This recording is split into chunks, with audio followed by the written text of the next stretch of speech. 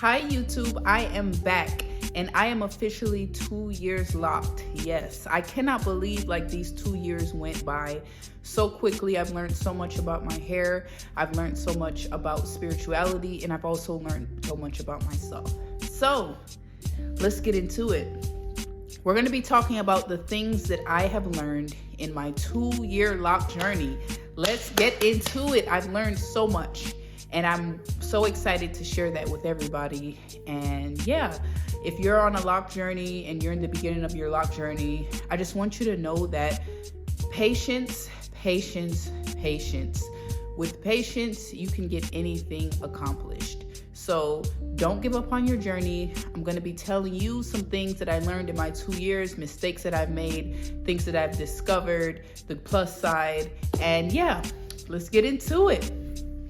So the first thing that I learned on my 2-year lock journey is that comparison is the killer of joy.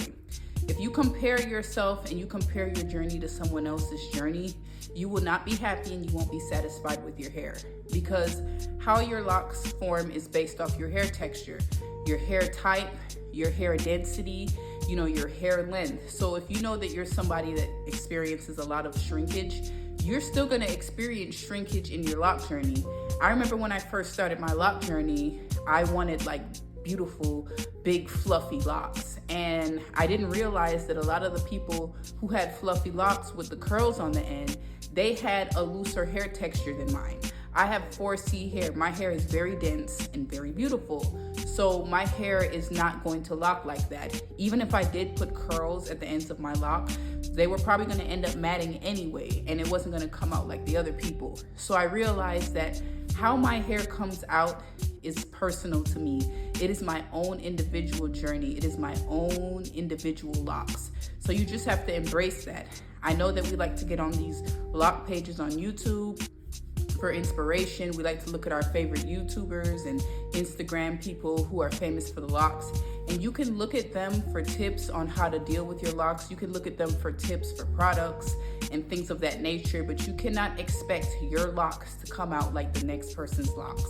And honestly, if I knew that in the beginning of my journey, I would not be so impatient about how long my hair grows, the density of my locks, the thickness of my locks, the shine of my locks. Because at the end of the day, my hair is special to me. This is my individual head. So me looking at another person and getting disappointed because my hair doesn't look like that is not fair to me. And I love the way that my locks came out. Did it come out like how I thought it was going to come out? No, because I was looking at micro locks from people who had a different hair texture, from people who had different amount of hair on their head.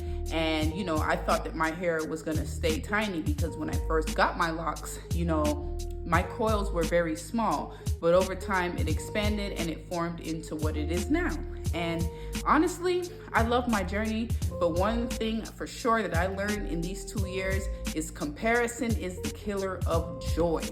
Stop comparing your journey to somebody else's journey, because at the end of the day, this is your journey and it is special and it is individualized for you. And you should embrace it in every way possible and do the best to make this enjoyable for you. The second thing that this 2-year lock journey has taught me is you are gonna have to learn how to kill that noise.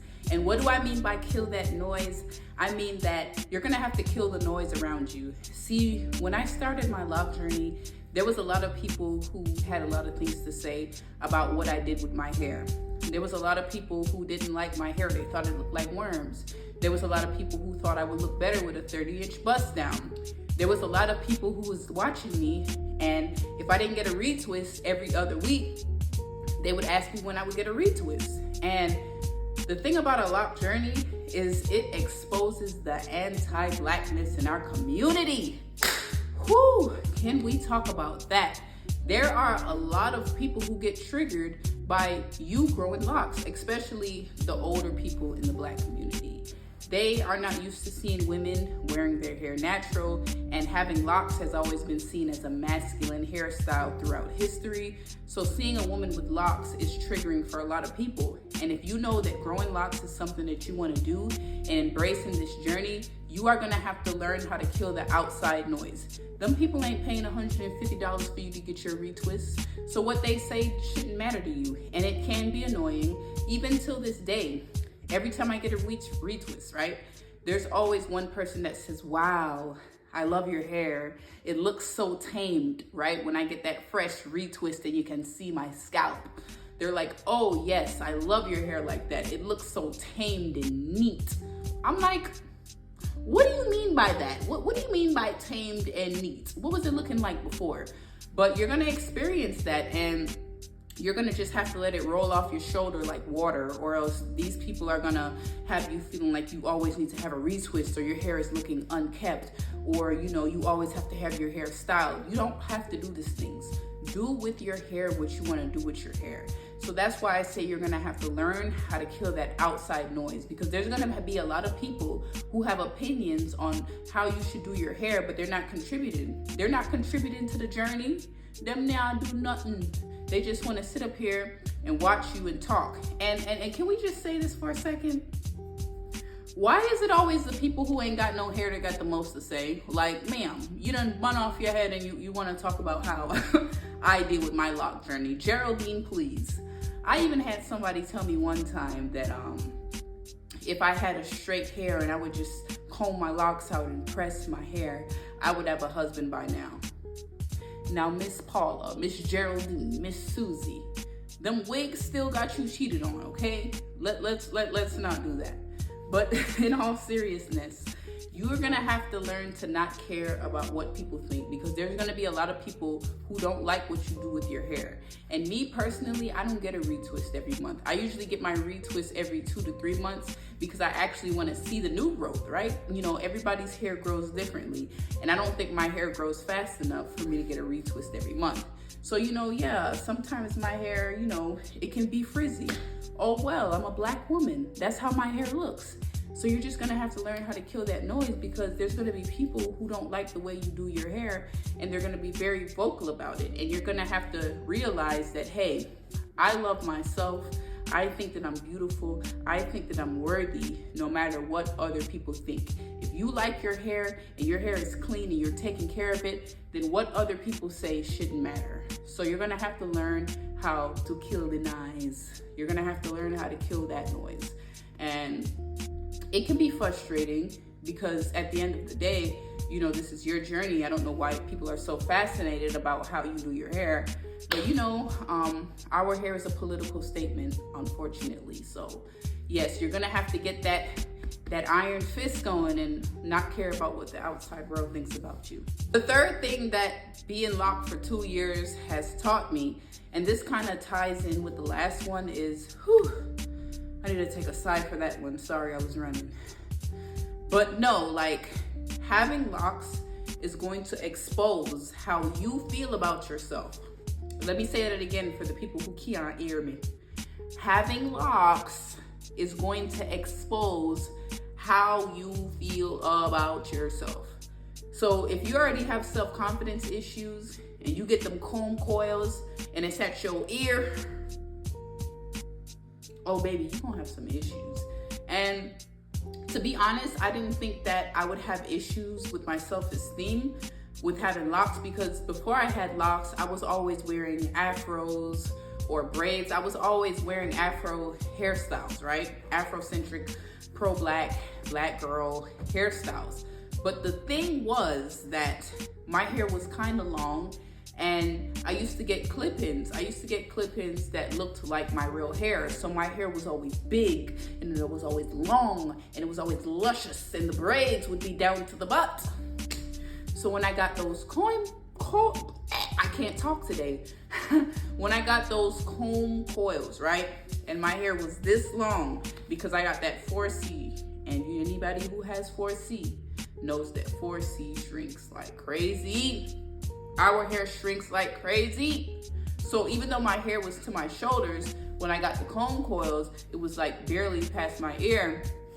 And I said that during this journey, I wasn't gonna add any extensions. And I'm not gonna lie, I was feeling a little insecure. I'm like, dang, I miss my voluminous afros, and it kind of bothered me, because I didn't feel beautiful for a while. But the thing is, it forces you to go within. You have to look within yourself and say, hey, It doesn't matter if I'm bald. It doesn't matter if I have hair down to my butt. It doesn't matter if my hair is curly, coily, straight, braids, bun, whatever. I am beautiful. And it's easier said than done.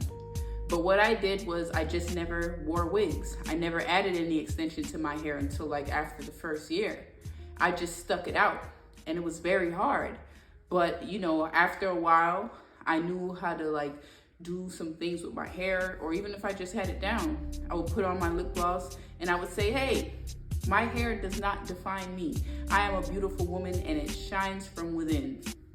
And it was a hard journey because of that, because you're looking on Instagram and you're seeing all these women with all this hair and the bust downs and the huge afros and the braids to the butt.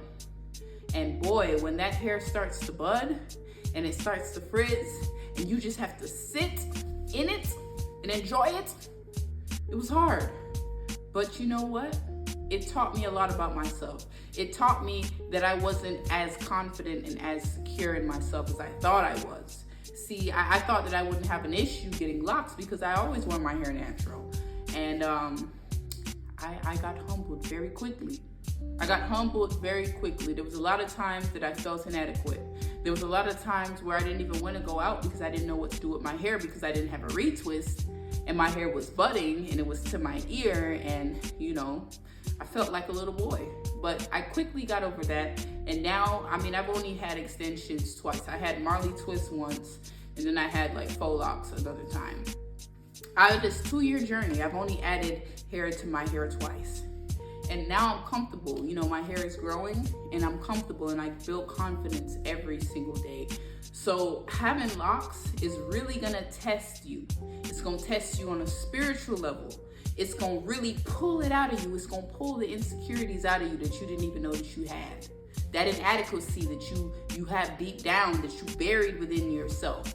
It's gonna pull it out. And if you're going through this and you have the Locjourney, you're going through the ugly stage, I don't like calling that, but if you're going through that stage, just push through. You know, maybe this is a time for you to, you know, work on your skincare, work on your makeup, you know, dress up. And I'm not saying to do that to overcompensate, but you're gonna have to take that attention off your hair for a minute. And I know it's hard because a lot of our dignity, a lot of our appearance and our aesthetic lies in our hair. So when you don't feel confident in your hair, you don't feel confident in yourself. But remember that a Locjourney is not just for the aesthetics. It's internal, it's a lifestyle. So it's just something that you're gonna have to do and embrace it. But don't worry, you will get through it, okay? We all been through it. This is a crucial part of the Locjourney, because if you're not starting out with long hair, you're gonna go through it. And it's okay, because I'm telling you, the fruit of your labor is worth it more than anything else. And my hair is not even that long, but I'm starting to see the fruits of my labor and I'm loving it. I am loving it. So yeah, that's definitely something that having locks for 2 years has taught me, is that you really, really, really gotta love yourself, and it's gonna test you. I lost count of like the reasons, but this is gonna be the last one. Stop over styling your hair in the first year of your Locjourney. I know a lot of people like to do styles in the beginning to overcompensate for the short hair or the budding. It's not good for your hair and it thins your hair out. I lost like 3 locks in the first 6 months of my Locjourney because I kept pulling it up into a bun because I didn't like how it looked down. That first year, especially like the first 6 months, so like when you're budding and all of that, you don't really need to be styling your hair. When you just leave your hair alone, let it be and let it grow, that's when your locks come in the best. I have some like, how do I show you?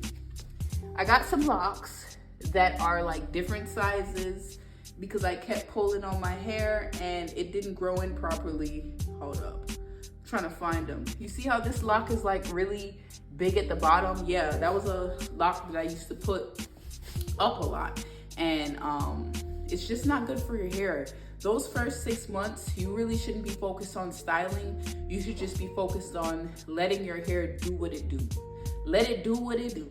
You know, you can spray water, you can add some oil or a little bit of moisturizer, but the first 6 months to a year, you really shouldn't be doing too much to your hair. Hey, that rhymes.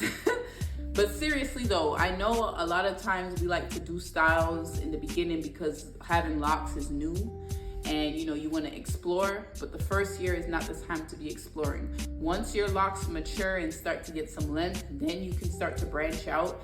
And the crazy thing is, now that my hair is like mature, I don't even really do that many styles. I just leave it down because I know that my hair like on the perimeter is a little thin, and I can do styles, but I try to hold off on the styles because if you keep pulling your hair, it's gonna thin out and it can cause breakage, or your hair will like form in strange ways. I'm trying to show you, I have some locks that are just like really weirdly shaped because of that. So yeah, that's my 2-year lock journey in a nutshell, and there's so much more to share. Like if there's something that you want to add, or if you want me to do a part 2, let me know, because boy, has this been a journey. And crazy thing is, looking back, I thought that at 2 years of having locks, my hair would just be so long. But looking at where I started, I didn't realize how much my hair had actually grown. My hair was like this long. And now look at it, it's full. Let me give you guys a preview of the locks. I haven't had a retwist in about a month. This is what we're giving. Let me get closer in the camera. This is the hair. This is the hair. This is her. This is she.